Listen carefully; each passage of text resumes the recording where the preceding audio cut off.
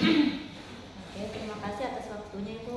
Ya, sama-sama. Ya, hari ini saya ingin mewawancara Ibu mengenai kesulitan belajar siswa mengenai materi jaring-jaring makanan di kelas Ibu. Yang pertama, jawab pertanyaannya. Menurut pendapat Ibu, kira-kira faktor apa yang mempengaruhi rendahnya hasil belajar siswa tentang jaring-jaring makanan di kelasnya Ibu? Menurut saya faktor yang mempengaruhi itu mungkin dari faktor eksternal atau dari guru. Mungkin pembelajaran yang sering saya lakukan itu mungkin terlalu monoton. Yang kedua mungkin dari siswa, mungkin mereka terlihat tertarik dengan pelajaran tersebut, materi tersebut. Oke, terima kasih Bu.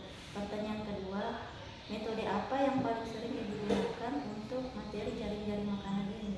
Untuk materi jaring-jaring makanan yang pernah saya lakukan pada saat pembelajaran, metode yang paling sering saya lakukan itu adalah metode ceramah.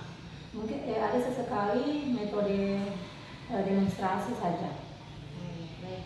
Kemudian pertanyaan ketiga, menurut Ibu membangkitkan motivasi belajar siswa pada materi ini seperti apa Ibu? Menurut saya, bagaimana cara membangkitkan motivasi siswa pada saat materi ini?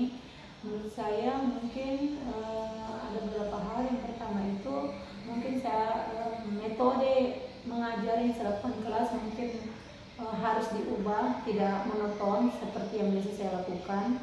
Yang kedua mungkin menggunakan media yang menarik supaya siswa bisa tertarik dengan materi tersebut.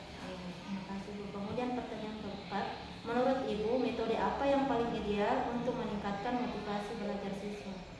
Metode yang paling ideal menurut saya karena di bangku atau jenjang MI atau SD mungkin metode demonstrasi ataupun metode lain menggunakan media-media pembelajaran yang lebih menarik seperti gambar. Apalagi anak-anak seperti kita ketahui mereka sangat menyukai gambar, mungkin menggunakan itu metode demonstrasi dengan dipadukan dengan media pembelajaran menarik seperti InFocus. Iya, terima kasih Bu. Kemudian pertanyaan yang terakhir, menurut pendapat Ibu bagaimana solusi dari faktor penghambat tersebut? Solusi itu mungkin dengan mengubah metode mengajar yang saya lakukan yang tadinya mungkin cuma ceramah, mungkin saya padu-padankan beberapa metode.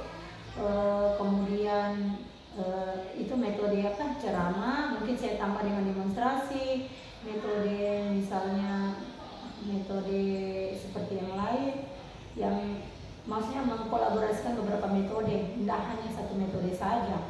Seperti itu. Oke Bu,